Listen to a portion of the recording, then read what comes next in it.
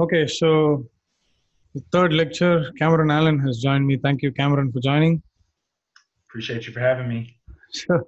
So I'll just hand it over to you, and you can just take over. Like I'll be here, and but my video and audio will be off, so that it is easier for you. I mean, it's easier for people to kind of watch the entire screen with your PPT. So I'm Gotcha. just going off. Yeah, sure. All right, and I'm just gonna share my screen here.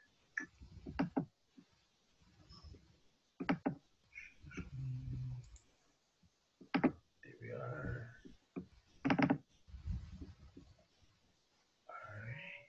Okay, it's good. All right, cool. All right, hey everybody. My name is Cameron Allen. Super excited to talk here at the Celestial Vibes Symposium. And today I'm going to be talking about seeing the unseen, uh, the outer planets, and how it corresponds to holistic health. And I use specifically, I don't know how many people have seen my videos from the past, but I specifically use the words holistic health to not necessarily say that it's different than medical astrology, because on some level it's really not. And hopefully I wish for the two to be the same. But I do make the differentiation because from my perspective, there are some things in medical astrology that are based off of a certain type of conditioning that I have come to just disagree with on some level. So not to say that I don't like medical astrology or medical astrology is wrong or specific techniques don't work, but just trying to broaden the lens so we can see things from a broader perspective. Yeah. So a little bit about me, because a lot of times when I do a bunch of lectures in Memphis, and when I talk about myself in the beginning, I always keep it like so small, and I don't even actually go into like what it is that I do or like where have I been to get where I'm at. So I started out usually like pretty much like when I was in college, and to to show people like the way that I like quote unquote ascended or like have grown in what I do. So I got a bachelor's in health and sports science, which to me is like my about the physical body, because I like to master things and I like to learn about the structure of reality on some level is what I came to find out. So I thought, oh, I got to go to college. I don't really want to go that much. So I might as well learn about the body. And then over time, I started learning about like sports and exercise psychology. I played football in college. And then I ended up picking up a bachelor's in psychology as well, which is the mind. So it's like that is on some level what I'm doing here with the holistic health and astrology is about the body and the mind and how to synthesize those two things, and also how to see that they're not separate, even if they're separate. And I always tell people we only take things apart to recombine them to make a greater understanding of the whole. So when I got out of college, I actually worked for a few years, like 2.5 years, 3 years, at in a behavioral youth center with children. They said they were emotionally disturbed youth, is what they call them. And yeah, so just like even also with my practice, I'll like have some like really like strong foundational trauma informed care in my practice, and that's really important. I feel even with that, I actually was working with the kids directly in like a cottage setting, but then I also for a while I was working there, worked in the athletic athletic physical education department. So even just merging those things together, and I also was personal training around that time. And then I took it further and I started learning about herbalism, which to me is like my health and sports science when I like learned like nutrition and stuff like that. And I took it to like the next level, and I started working with Sage Popham over at Evolutionary Herbalism. I learned a good amount from him. That was like my strong foundation. And then in the psychology part of it, turned into evolutionary astrology. And now I'm like merging those two things together. And I always think it's really cool that both of them just like are evolutionary, because I like to think of myself in that way, even though that word is kind of thrown around a lot. And also nonlinear phenomena. That's something that's really been important and integral in my practice, because a lot of things come to me in what some people call downloads, some people call flashes of insight. You know, so depending on how you want to word that, it's really important to me. But I always like to show that I've like grounded that and actually have like 2 bachelors, and like I'm not talking about like leaving the body and like going doing some like tubular things or like or just things from the new age that have like become distorted on some level from our perspective. So I just always like to make sure that we have that in perspective, right? That the spiritual and the physical are one and the same, and like I was saying before, we only take them apart to recombine them. Okay, so there's a few things in this talk that I want to like go over just because they seem like very important to me. And also I've been listening to a lot of traditional astrology, and like some of the things that people are like combating when it comes to the outer planets. I see what they mean about it. So I just thought it would be important to bring it up. So here we're talking about the significance of visibility, right? So it was said back in the day like that Saturn was like taking responsibility for, well, not, it wasn't said that, but I say that Saturn took responsibility for a lot of things that really weren't about Saturn, because that's all that we could see. So if all you can see is these things happening and it looks like Saturn's doing it, but sometimes it's actually the outer planets that are like influencing Saturn, or Saturn is just like crystallizing what is occurring from places that we can't see. And in old forms of divination, they say like that mattered. It mattered like what we could see, like palmistry. It's like you're not reading your eyes when you're looking at palmistry, or you're not reading the person's aura when you're doing palmistry, because it's here, you can see it, and that's why it's important. And when you don't see it, then you also read, like that is something that you read on some level. It's like it matters what you can see, and then what you can't see, it doesn't matter on some level unless it was like just for like symbolic reasons. You know, that's the only way they would be taken into account. But to me, the significance of visibility is super important. And it makes me always question, like, can we see disease before it like sneaks up on us from nowhere? Because even just like looking at this picture right here, you got, like, let's say we're on a boat and we're just like sailing along, and we see the iceberg, we see the top of the iceberg. A lot of people have heard this metaphor, and we're like, oh, like that doesn't look that big. But then like underneath the surface, in the unseen realms, there's so much more. There's so much more there. And so I'm going to be talking about that as well. Like a lot of times in our way of thinking, especially even with medical astrology, we base things like, oh, this symptom came up, so like that is this signification. Oh, like you have inflammation here, and that's Mars. But did we have something going on in the background with Neptune for 5 years, and we could have actually avoided that issue if we were paying attention to the things that we couldn't see yet? So yeah, this is super important that it's not based off of symptom thinking, and that's something that I attempt to combat, but I'm not a doctor. So, everything that I say is just my opinion, and I'm not giving any medical advice or anything like that while I'm talking. That's something super important to understand as well. Yeah, so is everything exclusive to the 5 senses is what I always ask people. Even in my practice where I work in Memphis, Tennessee, as a herbalist, I ask people, I'm like, well, what is it that you think that you don't see that is causing the problem? And just even thinking in that way, has helped so many people out, because we're so caught up in symptom-based thinking when it comes to health. Okay, so now going on about significance of visibility, even we can look at this right here, right? So let's think about it. When we get information, people say, okay, an apple has this much fiber, it has this much sugar, it has this much, blah, blah, like information that's just like, this is concrete, it has this, can't you, like, you see that, you can like see it on a label and everything. But what about the things that we can't see, right? Like you can see in this picture through Kirlian photography that the slice of meat right next to that apple, it doesn't have the same oomph to it. It doesn't have the same vibrational energy to it. And that's not something that we have to be spiritual to see anymore, because it's right there.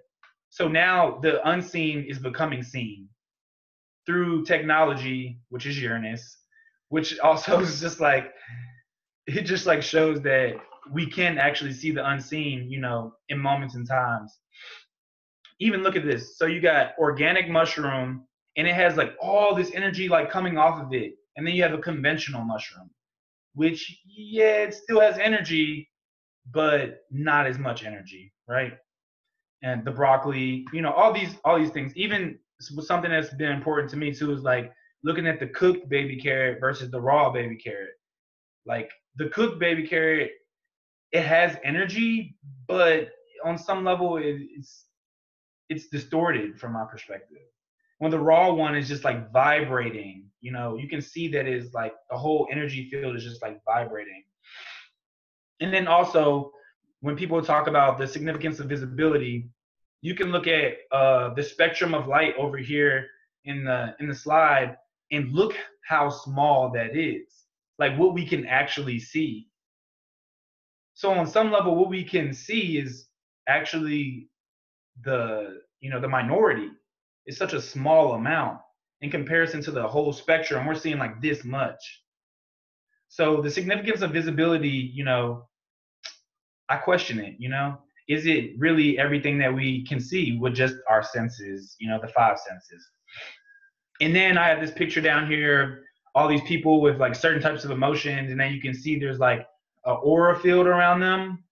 So that's just super important to me, because through some of my practices and like just through meditation and stuff like that, I have like on occasion seen auras, and I've also had people like not listen to me, or like not take heed to advice that I give them based off of like seeing an aura and knowing that the unseen can be seen, or we can know certain things through subtle energies.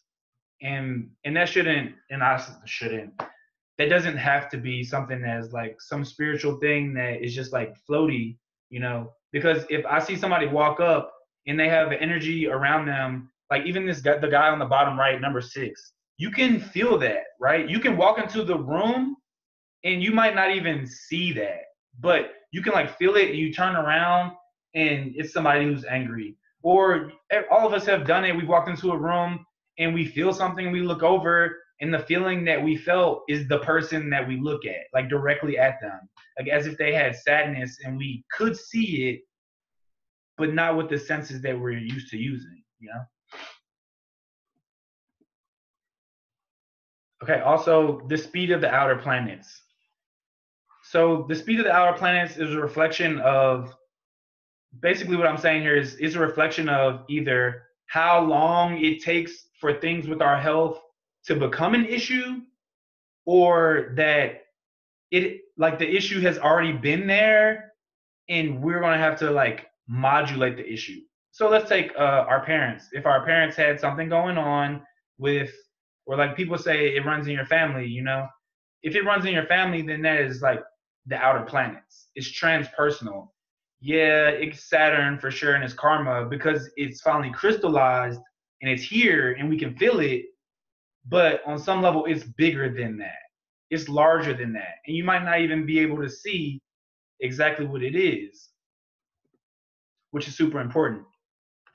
Also, the idea of what is acidosis, which causes decay, and how it relates to the outer planets is super important. Because acidosis is a Martian experience, and decay is a Saturnian experience. So acidosis is pretty much just like when we have acids in our body, and it pretty much is corrosive, and it's like a burning of tissues. So when that happens, over time, so even going back, taking a step back from that. So we have Mars and Saturn that are malefics, right? And they're malefics to me because of this very reason, when it comes to health, especially because acidosis is just over time where it's intaking substances whether it's what we're eating or from our environment, and it's breaking down our tissues, and it's even taking, like, over time it starts taking our calcium, Saturn, and then it like leaves deposits in other places. So it's like a crystallization in other places. It's like breaking down tissue, and so you got Mars moment to moment. What are you doing? How's the environment? If it's acidic, over time it's starting to decay things, and that's when Saturn comes in. Yeah. So the outer planets being unseen, like I was saying before, it's things passed down through genetic weakness, and that's not a judgment on somebody's genes, as in like somebody's better or worse than. It's not a value judgment at all, actually. So I just open invite for people not to, take what I'm saying and look at it from that perspective. But genetic weakness is just like, oh, like you ate McDonald's and that damaged your genes, and then you like gave those genes to somebody else. That doesn't mean that you're actually not better than somebody or you're worse than somebody. So just keeping that in perspective. Yeah, so it's and also cumulative acidosis that turns into decay over time. So one is like the outer planets were already like occurring, and then like you have that energy with you.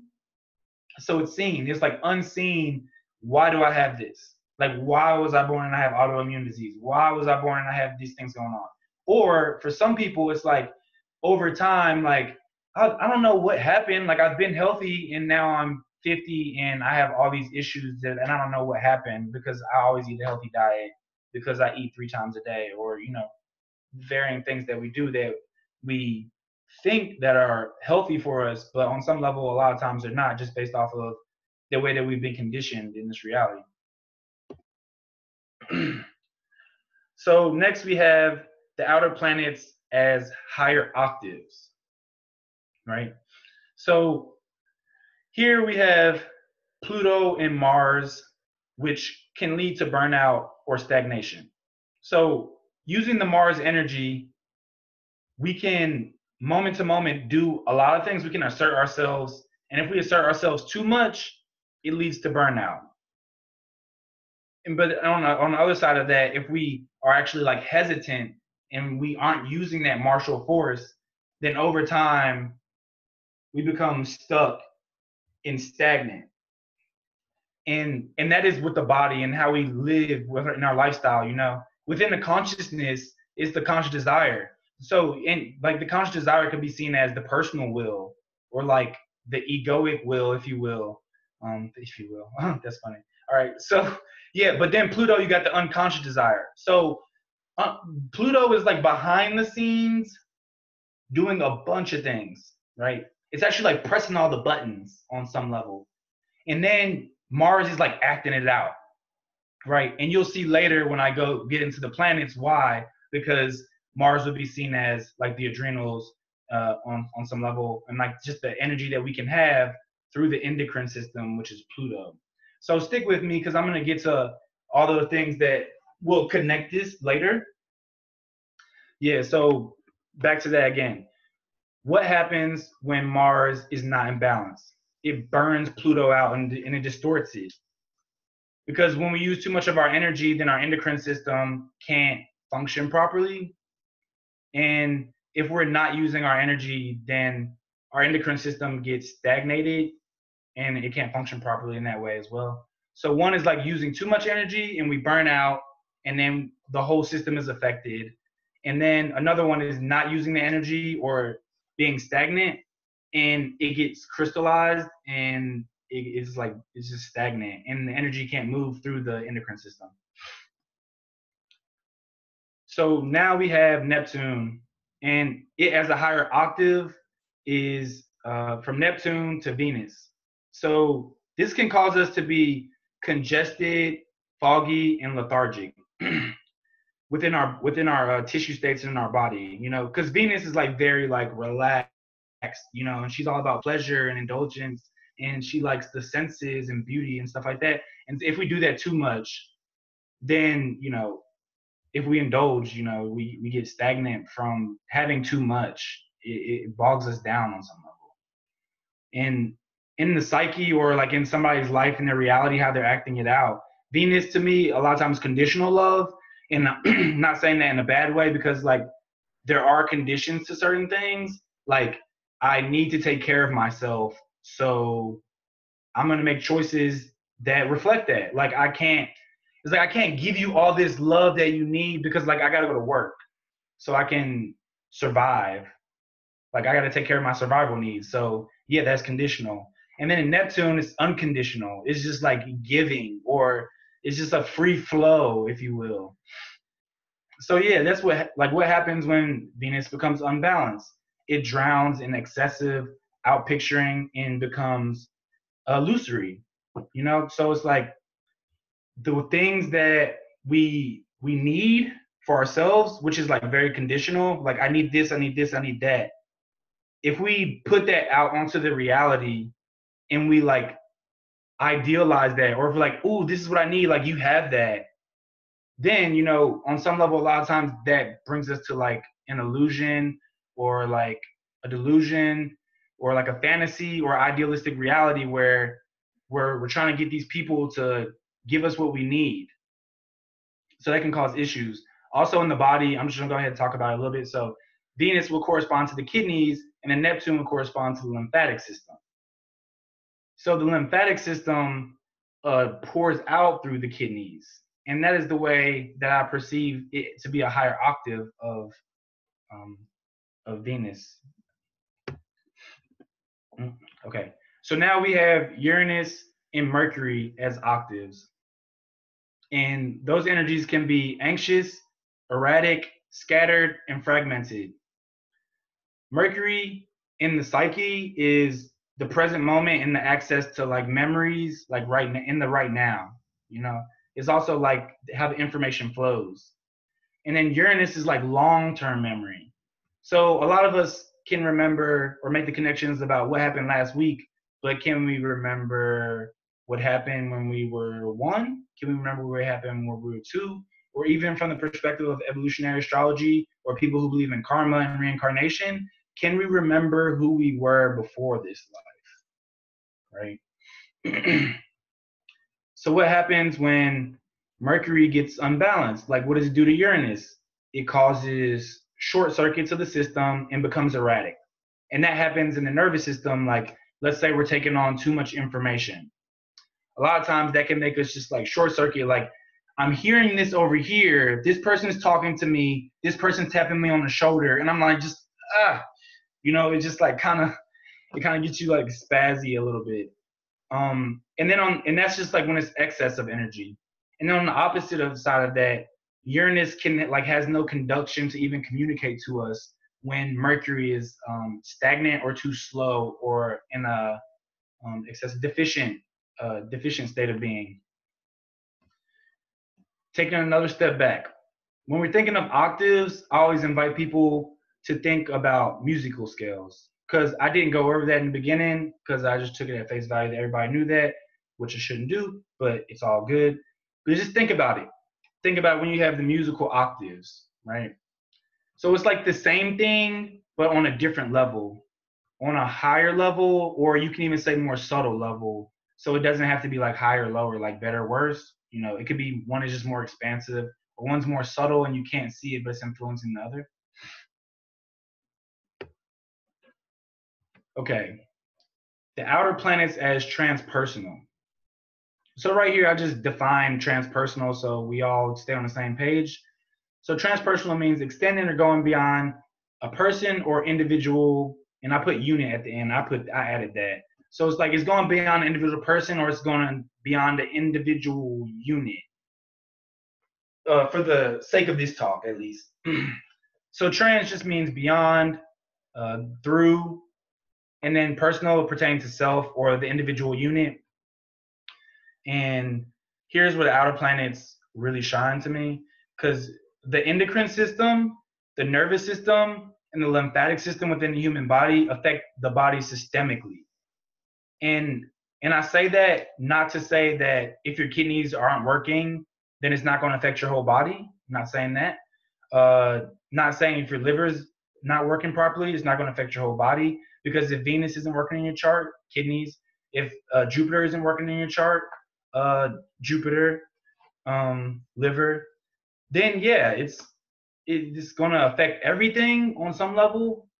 But the thing we don't pay attention to a lot is many people will not be aware of the issue until the organ or the planet, which, like I was just saying, Jupiter and Venus, kidneys, liver, within the realm of visibility is affected. So we will be like, oh, I have a liver issue, or oh, I have a kidney weak, or like I have something going on there. You know, this is so much different than the perspective of working with the outer planets, because from my perspective, you I'm not going to say you can't, but it'll be so difficult to have an issue with your liver if you don't have an issue with your nervous system, with your endocrine system, or your lymphatic system,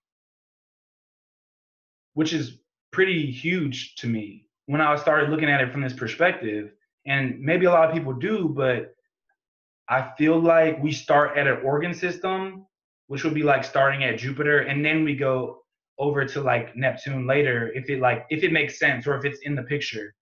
But if the lymphatic system is not flowing, Neptune, then our ideas and beliefs, Jupiter, might be cloudy, right? Or like the lymphatic system isn't moving, then yeah, the liver might have stagnation, but also the lymphatic system around the liver might be stuck or be suffering from acidosis or stagnation. So that's just the perspective that I'm trying to bring to awareness, because I've found it more and more to be so the truth through my herbal practice and working with a lot of people 5 days a week for the past 3 years. Yeah, this is not so much different to issues we tend to face within our consciousness as it pertains to the collective story that is occurring in the current environment, space, and time. So there's issues that are going on within the collective at varying levels that are like beginning to affect us. Just like in our body, the individual unit is like the lymphatic system will affect the liver, it'll affect the kidneys, it'll affect everything because it is everywhere. It is collective within the unit that is the human. But then there's another unit that is our region, and that will affect us, you know? So yeah, a deeper look. And here it is talking about the varying levels of what is transpersonal. And it happens on varying levels. So you have regional, you have national, you have racial, and you have the whole species, right? And all those things to me are transpersonal. They're like different levels that we can transcend past, you know, on our route to understanding the outer planets, because they are transpersonal.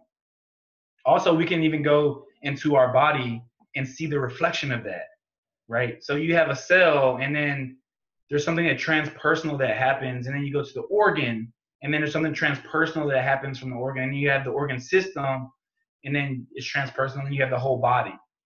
And then you can do that in varying levels until you span all the way out and then go all the way in.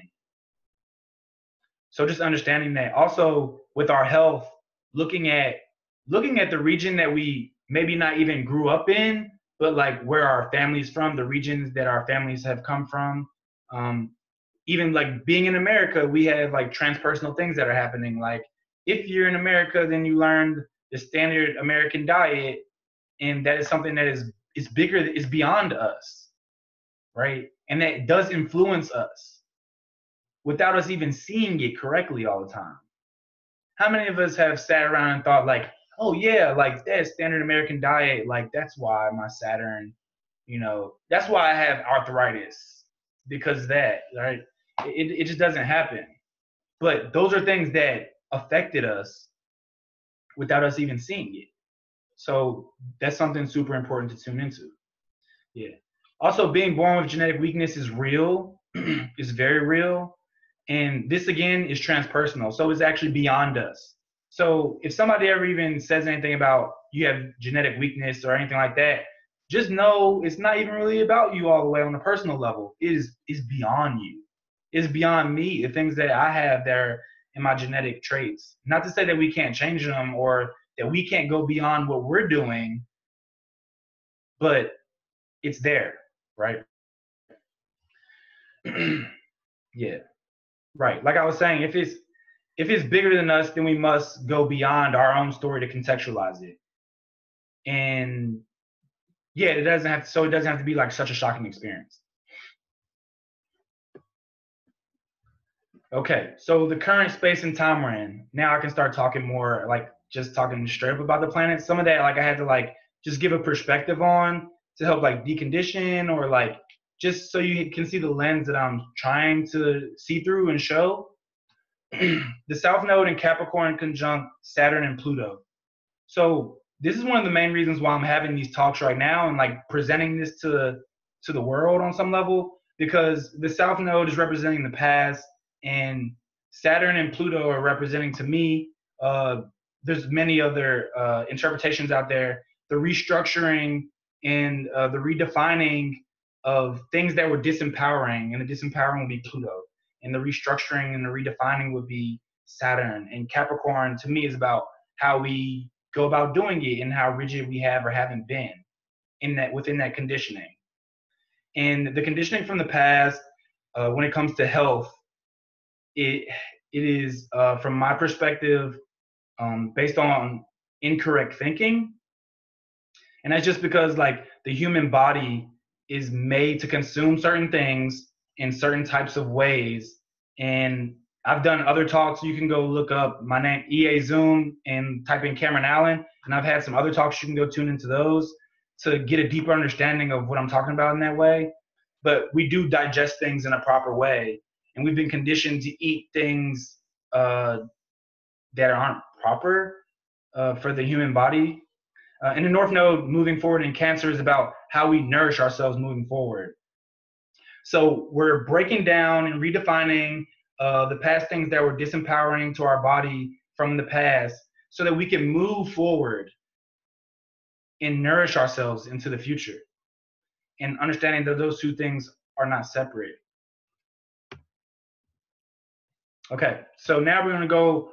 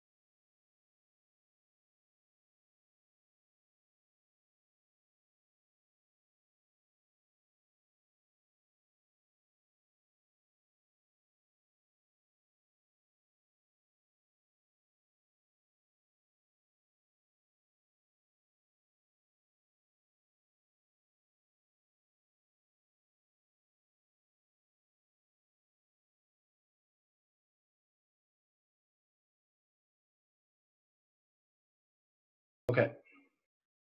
So yeah, and even that's corresponding to like our psyche, you know. So we like the need to like go into the underworld or go into.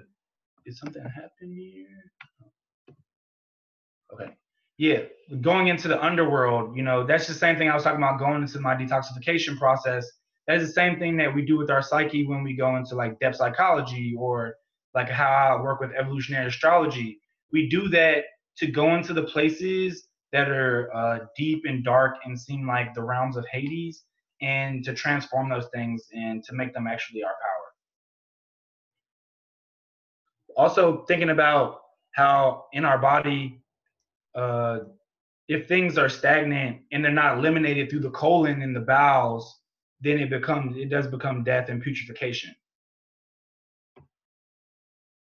Okay, so here's a great exercise to do when you're working with the energy of Pluto. If things start to get stagnant, if you have endocrine imbalance, this is just a really good exercise, and I really love it. So just to open invite for everybody to tune.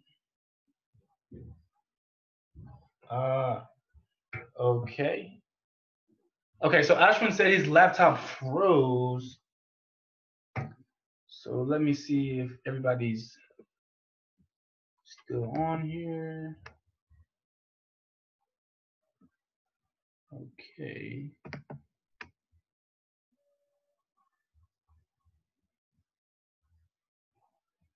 Hey everybody, I'm about to get on Facebook. If y'all can hear me, I'm about to get on Facebook and see if. You're there. You're there. Cool. Oh, it's good. Yeah, yeah, it's good. Go on. Okay, cool. All right, awesome. All right, cool.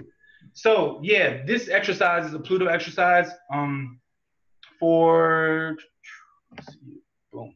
Okay, yeah. So like I was saying, it cures constipation with which also goes with like Pluto and death because the constipation stagnates things and causes us not to be able to eliminate things that we need to. Which also going back to Pluto is the unconscious attachment patternings that we have. So it's just like we're holding on to these things. We're like very attached to them, and that happens within the human body. It's that simple. I work with so many people to this day that they're Scorpio sun, and I ask them, "Oh, like how are your bowel movements?" And they're like, "Oh, I'm constipated, or it's really slow." And I'm like, "Oh, okay." And I ask them right after that, "Do you hold on to your emotions?" Every single time, every single time, they say yes. There was only like once or twice somebody said no, but then by the end of the conversation, we came to the agreement that they actually do hold on to their emotions, which isn't a bad thing necessarily. It's just something to be aware of. So yeah, for this practice, I invite everybody to tune in. I really like this practice. It really gets your energy flowing. If anything was stagnant, uh, also with this, you know, taking your time, seeing where she goes through the progression. If you have back pain, then open invite to either not do it at all or take your time. So to even start right here, if that feels good, take it back a little further. And if that feels good, then take it all the way back and then push it up. And then in the beginning, just an open invite to deep breathe. Maybe take like 10 deep breaths.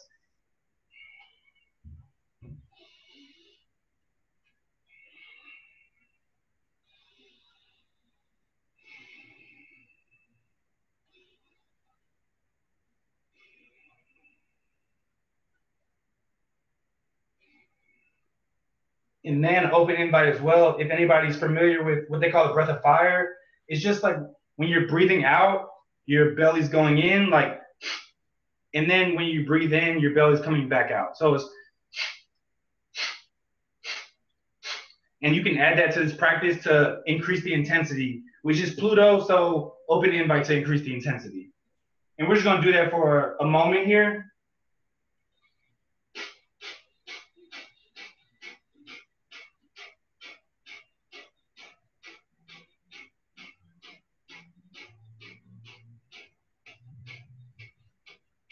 Wherever you're at.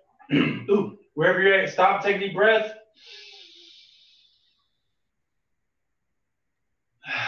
And exhale.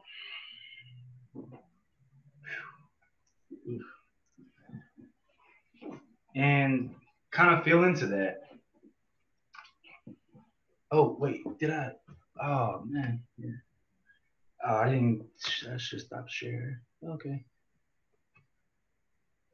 So yeah, I realize now that my screen is not like my screen was not showing me.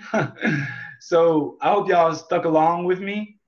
Uh, but Your yeah, your anybody, if you're video was feeling, your say it video was again. there on the top, Cameron. Don't worry, people will see. I mean, what you were doing, so it won't be a problem. Totally, totally. Okay.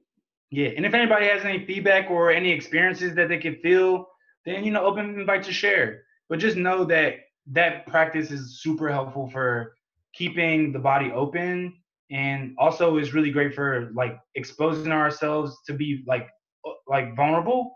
Just because like when a cat rolls over, or like when a dog opens up his belly, it's just showing that it like has enough safety to be vulnerable, right? So even if you try this practice and it feels really difficult to be that open, understand that maybe on some level we're not comfortable being vulnerable, and that's good to be aware of. Okay, so now we have Neptune, and Neptune is the dissolver of what we thought we knew, asking us to surrender, to go beyond on some level. So it's like about our ability to trust in times of ignorance. So a lot of times, yeah. So Neptune, like I was saying, it dissolves boundaries, right? It's like, oh, I thought this was happening, and then Neptune's like, no, you have to let go of that because that was not the truth on some level, like a highest truth. And it's just about, so to me, on some level too, is about the unconscious and allowing that energy to flow. And within the physical body, that is the lymphatic system. The lymphatic system is everywhere and within the body, as we can see here. So going back to like what I was saying about transpersonal and like specific organ systems versus um, versus lymphatic system and the nervous system and the endocrine system, whereas the liver is where the liver is at. It's just in that one spot, but the lymphatic system is everywhere. It's everywhere. There's nowhere that the lymphatic system is not on some level. It's in the head, it's in the feet, it's in the legs, it's in the arms. It's everywhere. It's the collective ocean, just like Neptune is within consciousness. It's just the totality of it. So that is super important because I definitely uh, feel as though there is a lack of understanding on what the lymphatic system is all about and how important the health of our lymphatic system is. If there's anything to focus on, I would invite people to focus on the lymphatic system, because if the lymphatic system is moving properly, then the endocrine system actually will have space to breathe and do its thing. And so will the nervous system on some level. The nervous system could also still have issues, but yeah. So Neptune, I say illusion or enlightenment, which with Pluto, going back to that, it was power or powerlessness. With Neptune, we have illusion or enlightenment. And I say those things to specifically show that they are polarity, and that they're not specifically just those two things, but they are a spectrum. So the same energy that can be an illusion or fogginess can also be the same energy that is enlightenment and pure free flow of energy. And it's all depending on how we go about doing things. Can we see what others don't see to create that sense of health? Can we just keep that spectrum open and navigate it properly? So yeah, within the body, um, a lot of times with Neptune issues in the lymphatic system, we get autoimmune diseases, which is like our body like can't even recognize what is us and what is not us, which that corresponds directly to Neptune when it comes to like a lack of boundaries, which is like a dissolving of boundaries, and also fogginess and like confusion, deception, illusions. When our lymphatic system is stuck, information can't move through it. Energy can't move through it. And when that happens, we get foggy and we feel stuck. And that is the same energy that happens within our consciousness. it is not separate from the physical body and what is occurring. It also corresponds to dreams and unconscious projections, which also can be like a lack of discernment, which to me a lot of times goes back to like a lack of boundaries, not being able to see what is mine and what is yours, what is how I want you to be, and what is not you, not you on some level. And that's going back to the dissolver, because whatever we are doing as an unconscious projection, if it's not in alignment with the free flowing truth that is, then that will be dissolved. And also the polarity of like angel guides in possession. This is something, because I work in a spiritual supply store. This is something that has really grounded the Neptune experience for me, because I've worked with people, and in certain charts they actually are the same signature. Like somebody finally experiencing their angel guides or spiritual beings from different realms could be the same energy in someone else's reality of being possessed by something that, like I was telling you back before, having the lack of boundaries opens us up to that, right?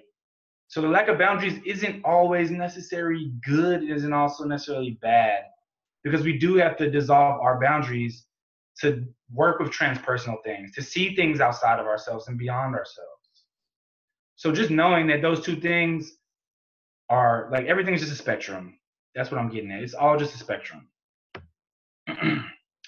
Okay, so with the Neptune exercise, this helps us attune to the connectivity within our body and allows the energy to flow unhindered. So I'm assuming everybody doesn't have this tool that Mantak Chia has in his hand. So just an open invite for everybody to take their hand and begin on their chest and just begin to tap their chest. And do that for a little bit, and then take your other hand and tap your leg. And then slowly just begin to tap your body in different places. Anywhere that you feel you're feeling stuck at, and know if you're feeling stuck in that space, that is the lymphatic system being stagnant. And know by simply tapping, we can dissolve those boundaries. And even when we do this, hold space for memories and thoughts to come through. Or when we get emotional, to do things like this, to allow the energy to flow. To dissolve the things that we're ignorant of so that we can see the truth of things, the ultimate truth.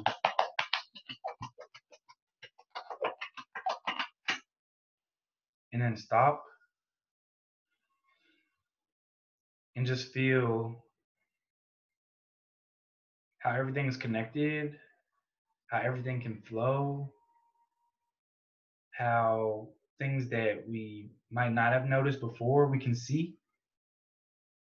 This is part of seeing the unseen, right? And tapping into something that is larger than what we know. That's nice. Okay, so now on to Uranus. Uranus, I correspond to authenticity, which takes objectivity through non-attachment that shock and or insights can bring. And this is the nervous system, right? And it could, like, the thing is about authenticity, and some people also correspond Uranus to awakening. When it comes to the nature of the nervous system, these two things are super important, right? So in one token, you have like things that are shocking, like let's say a car accident, right? That can make us be non-attached, right? That can detach us from what's going on because it's so shocking, right? And it brings in a specific type of perspective. I remember there was when Pluto was gone over my Uranus, I got into multiple car accidents, and it just made me, like, it gave me a shock, but it also like liberated me on some level from understanding how beautiful and how blessed I was to be alive. right? Like that traumatic incident actually was like some form of like liberation. And also to be authentic, our nervous system needs to be calm. It needs to deeply be calm, because if we're agitated, then what our, you know, our specific genius or what the energy is that we have that to be authentic, it just doesn't come through quite as nicely, right? So like I was saying, yeah, the non-attachment and the shock from things, or the shock from things can create the non-attachment that helps us become our more authentic self. There was one lady that I was working with at the store I work at, and she actually had this occur to her through a domestic violence occurrence, where actually she was being strangled, and she left her body, right? So the shock, the non attachment that came from the shock shifted her reality very quickly, and her whole life changed, right? And that was like really profound for me to see how that spectrum can be played with, and it doesn't even have to be on one side. So on some level, understanding that the things that gave us trauma can be what liberate us from things. And I'm not saying that is the what is happening every single time, but that does give us some aha moments a lot of the times. Yeah. So our unique signature, it moves through our nervous system, right? That's why Uranus corresponds to the nervous system from my perspective. Uh, yeah, so it's the everybody has a nervous system, but the electricity that is moving through the nervous system corresponds directly to Uranus. And it's also the individual unconscious mind, which some people call the individual Akasha, if you know that type of wording. Also, I say is the blueprint for Saturn, because based off of how our nervous system is working, it either will cause our muscles, or like not our muscles, but yeah, our muscles as well, but the fascia within our body to be rigid or flexible, to be rigid or flexible. So it is actually informing the Saturn energy, which is the fascia of the body, what to do. Are we going to be rigid? Are we going to be stuck and crystallized in some type of conditioning that is keeping us from our unique authenticity? Or are we going to break free from that and be relaxed so that the sparks of intuition can come through and the Uranian insight can come through, which would correspond to being a genius? And not in the sense that we're all genius, like not in the sense that somebody's a genius and they know everything, but in the sense of that we all have a specific genius. And those are two different things. So I just want to make the differentiation that some people can be seen as geniuses, but some people have a genius.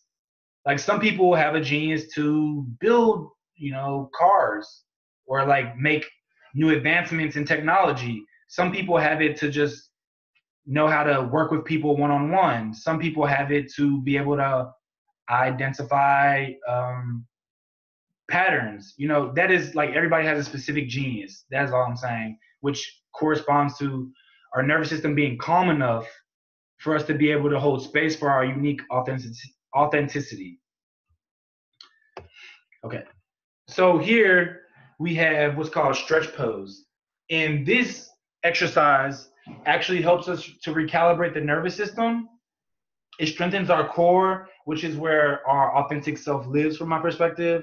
And it helps us to have no fear to just be who we are, right? And that's what I imagine when I do this pose a lot. I imagine myself being within my core being, and being who I am without fear of exile. So if you're going to do this exercise, make sure you support your lower back if you have any back issues. When you also are welcome to begin by doing it one leg at a time. So just going to give a second here to tune into that. And you can either, in this pose, take deep breaths or go back to the breath of fire like we were doing before. So just take a moment to tune into that.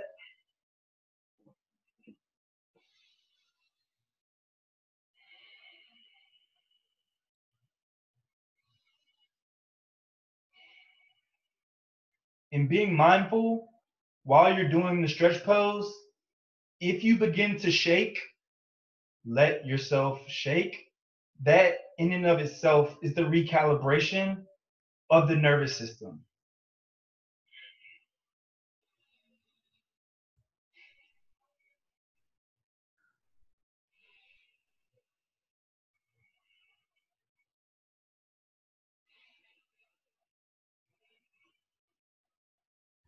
Everybody take a deep breath. Let it go. Whew. And just feel into your body. And know that that was helping the recalibration in the process that is Uranian for energy to come through, flashes of insight, because it helps our nervous system be more structured, right? Even thinking about Uranus co-ruling Aquarius, right? Aquarius needs to help humanity, right? So it has to be open to the collective, receiving flashes of insight to share its uniqueness with the world in order to help the collective on some level. Yeah. So that's pretty much the end of the lecture. I'm sure on some level this just brought up a lot more questions for other people, which is a good thing because this is just the beginning of the way that I'm going to convey this message moving forward. But there's some things to think about, right? How much change is occurring that is asking us to shift our perspective? So even things like when I showed you the Carillion for photography, how is that changing our perspective on food and what is nourishing? Are we going to continue to read labels that say how much protein or fiber or something has? Or is the energy of what we're eating and consuming going to be more important, right? Because you can't necessarily see the life that's in the food, but it's in there and it is important, right? And how much have we learned and how much have we directly experienced? That's something that's super important because the things that we've learned might not actually be true because it's just information. So we have to take the time to actually directly experience things so that we can actually have an understanding, a holistic understanding of what is occurring. So that's not to say don't go and gather information, but it is important to go experience things. Can you feel when you eat something? Like how does that feel? Right? Can you see the changes that are made when you just do these exercises? You know, it's always important to take our time with this experience that we're having here as humans because a lot of things that are happening we don't see. So we have to take the time to experience so we can begin to see in a more holistic understanding, you know, from a broader perspective. And also things to think about is that we don't fully know yet, right? Like Pluto, Uranus, and Neptune, the amount of time that they've been found, there's still so much more for us to understand. You know, there's so many things that we haven't seen. Just and everything is evolving so fast. So it's great to keep that perspective that we don't fully understand all these things about astrology, especially from our perspective when it comes to holistic health. But taking these seemingly various points or random things that I've been talking about and just bringing them into a more cohesive unit over time is just super important. So yeah, that is my presentation. Here are a few sources that I used today in case anybody's interested. So, Okay, so I think I didn't know any of what you spoke before. you say what? I did not know anything of what you spoke in your lecture, so it was totally new to me, and it was kind of an eye-opening lecture. Yeah. The only thing was the exercise that you showcased for Uranus was not visible because you went down and your camera was not covering you. Yeah. Okay. Yeah, true. But Yeah, I was thinking I should have went back there. Yeah. the lecture was wonderful, and I think I have to watch it again because so many things kind of flew over my head because I didn't know many things before, and I'm not very good in medical kind of stuff. So even though this was very simple, I think I should surely watch it again. Yeah, definitely, yeah. And that's, I mean, a lot of this stuff too that I'm starting to like tap into, I have to like learn how to make it, like slow it down or like condense it to Mhm. where it can be more digestible for sure. Yeah, sure. And I think you should also consider doing planetary wise stuff because I think it gives much more time for each planet for you to explain it to the people. So, but this was Say a that very, again? I mean, I'm asking, I'm just telling you that you can consider doing planetary wise exercises and advices. So that will be, I think that is more on a next level. But still, this was a really good experience, at least to me. But I'm sure people will enjoy. We have one or two comments as well, like people enjoyed the exercises, especially. So, yeah. Yeah. All right, cool. Yeah. Okay. Yeah, I took that one a little further than I took some of the other ones and like was moving way faster, but yeah. Yeah, but that's natural anyway. Yeah. Okay, that I think that brings us to the end of this lecture. Thank you so much, Cameron, for joining, and Yeah. we'll meet soon again. Everybody stay blessed. Thank you.